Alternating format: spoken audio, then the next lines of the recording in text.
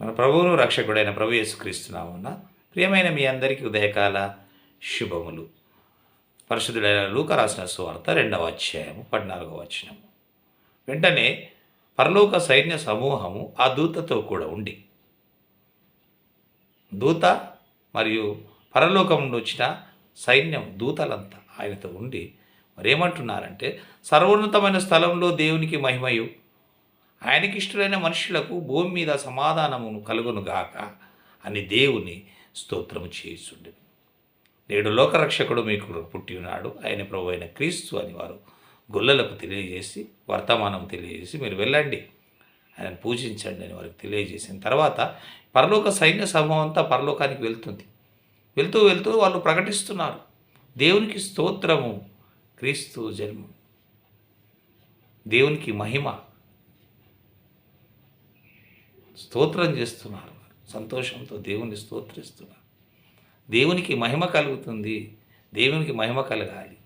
భూమి మీద సమాధానం. ఎవరికి భూమి మీద సమాధానం? ఆయనకిష్టులైన మనుషులకు. ఆయనకిష్టులైన మనుషులకు భూమి మీద సమాధానం కలుగునుగాక. సర్వోన్నతమైన స్థలంలో దేవునికి మహిమ, మరి సమాధానం ఎవరికి?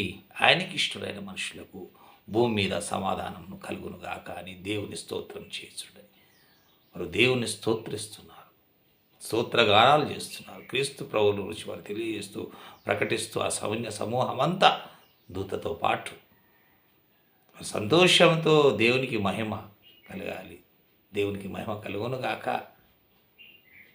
మరి ఇష్టలైన మనుషులకు ఎవరైతే మరి ఇష్టపడతారో దేవుడు, వారికి భూమి మీద సమాధానం కలుగునుగాక అని వారు స్తోత్రం చేయొచ్చు. ఎవరివైనా పర్వాలేదు, నువ్వు ఒక సేవకునివైనా, ఒక విశ్వాసువైనా, ఒక ధనవంతునివైనా, పేరు ప్రతిష్టలు కలిగిన వ్యక్తిగా నేను ఉంటున్నా, నువ్వు ఎవరివైనా కానీ, నేను రక్షణ పొందాను, మారు మనసు పొందాను, నేను రక్షింపబడ్డాను నీకు నువ్వు అనుకుంటున్నా.